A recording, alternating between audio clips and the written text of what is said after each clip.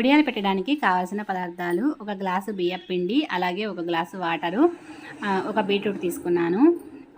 Water వచ్చేసి మనము ఒక గ్లాస్కి ఒక గ్లాస్ క్వాంటిటీ అయితే కరెక్ట్గా సరిపోతుందండి. అలాగే బియ్యం పిండిలో 2 చిటికెళ్ళ సోడా ఉప్పు అనేది కలిపి పక్కన పెట్టుకోవాలి. అలాగే ఇప్పుడు మనం తీసుకున్న బీట్రూట్ని తీసుకునేసి చిన్న చిన్న ముక్కలుగా కట్ చేసుకొని పక్కన పెట్టుకున్నాము.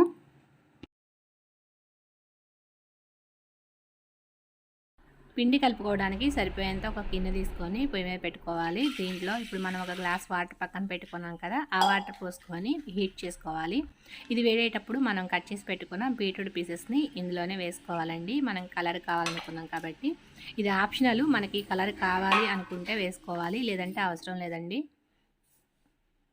ఈ నీళ్ళల్లోనే రుచికి సరిపడా ఉప్పు అనేది యాడ్ చేసుకోండి. మనం తీసుకునే గ్లాస్ వాటర్ అనేది బాగా మరగాలి. మరిగేదాకా అప్పుడు మరుగుతూ ఉన్నప్పుడు ఏంటంటే మనం వేసుకున్న బీట్రూట్ పీసెస్ నుంచి ఆ కలర్ అనేది చక్కగా వాటర్ అంతా కూడా కలర్ చేంజ్ అవుతుంది. అయిన తర్వాత ఈ బీట్రూట్ పీసెస్ అన్నీ కూడా తీసేసుకోవాలి. ఈ నీళ్ళు తెరులుతున్నప్పుడే కొద్దిగా జీలకర్ర వేసుకోండి. జీలకర్ర వేసుకున్న తర్వాత మనం తీసుకున్న గ్లాస్ పిండి ఉంది కదా, దాన్ని వేసుకొని కలుపుకోవాలి. గ్యాస్ని మీడియం ఫ్లేమ్లో పెట్టుకొని బియ్యం పిండిని కొంచెం కొంచెం వేసుకుంటూ నీళ్ళల్లో బాగా కలిసేలాగా కలుపుకోవాలి. పొడి పొడిగా లేకుండా, అలాగే ఉండలు కట్టకుండా మనకి పిండి అంతా కలిసేలాగా కలుపుకోవాలి. ఇప్పుడు గ్యాస్ ఆఫ్ చేసుకునేసి మనం కింద కూడా పెట్టుకొని శుభ్రంగా అంతా కలిసేలాగా ఈ విధంగా కలుపుకోండి. ఇలా కలుపుకోవటం వల్ల మనకి చక్కగా ముద్ద అనేది రెడీ అవుతుంది. ఇప్పుడు మనం చేయి పెట్టాలంటే కాలిపోతుంది కాబట్టి కొంచెం గిన్నెలో నీళ్లు తీసుకొని కొద్దిగా చేయి తడుపుకొని మనం చేత్తో చిన్న చిన్న ముద్దలుగా రెడీ చేసుకోవాలి.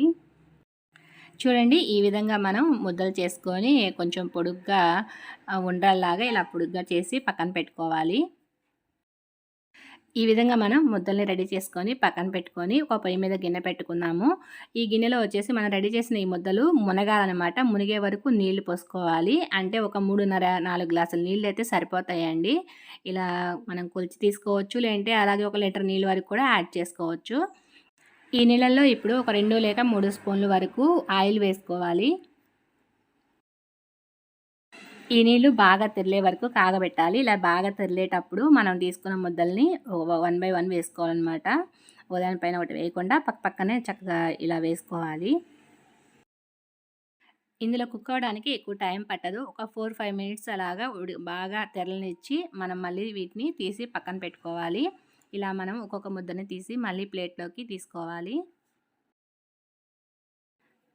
ఈ విధంగా ఉడికించిన ఈ పిండి ముద్దలని ఒక ప్లేట్లో తీసుకొని కాస్త బాగా చల్లారిపోయిందాక, పూర్తిగా చల్లారిపోయే వరకు కూడా పక్కన పెట్టుకోవాలి.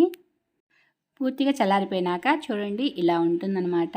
ఇప్పుడు వీటిని నలుపుకొనేసి బాగా మెత్తగా ఇలా కలుపుతూ బాగా చేయడం వల్ల ఏంటంటే జిగురు బాగా ఏర్పడుతుందండి. దీనివల్ల మనకు వడియాలు అనేవి చాలా బాగా వస్తాయి. ఇలా కలుపుకొని ఒక పిండి ముద్దలాగా పెద్దది తయారు చేసుకోవాలి. ఇలా గట్టిగా పిసుక్కొని ఒక ముద్ద తయారు చేసుకొని పక్కన పెట్టుకొని ఈ పూరీ పేస్ట్ ఉంటుంది కదండి, పూరీ పేస్ట్లో మనం చిన్న ముద్దలుగా చేసుకొని ఒక పేపర్, ఈ తణుగు పేపర్కి కూడా మనం ఆయిల్ పీయాల్సిన పని లేదండి. అసలు ఎక్కడ ఆయిల్ అప్లై చేయాల్సిన పని లేదు. మనం అలాగే పిండి ముద్ద తీసుకొని పెట్టామంటే చక్కగా మనకి పల్చగా రేకులాగా వస్తుందన్నమాట.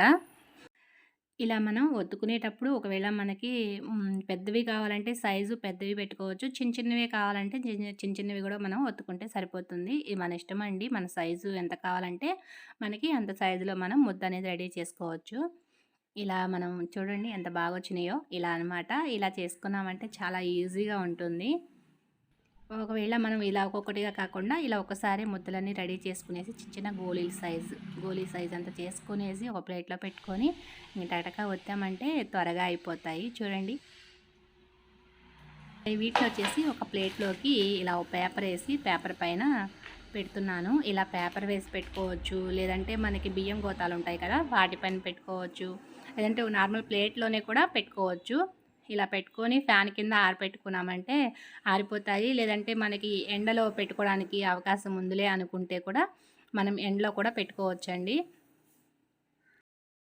ఫ్యాన్ కింద ఆరిపోయినాయి. మనకి ఈరోజు మార్నింగ్ ఎప్పుడు పెట్టామో సరే రేపు ఈ మార్నింగ్కి చక్కగా రెడీ అయిపోయినాయండి. మొత్తం ఆరిపోయి ఆయిల్లో వేసుకొని ఒకసారి వేయించుకొని చూద్దాము ఎలా ఉంటాయి అనేది. వడియాలు మనం ఎలా అయితే వేయించుకుంటామో అలాగే వేయించుకోవడమే. దీనికి ప్రత్యేకంగా ఏం చేయాల్సిన పని లేదు ఫ్రెండ్స్. చాలా ఈజీగా ఉంటుంది.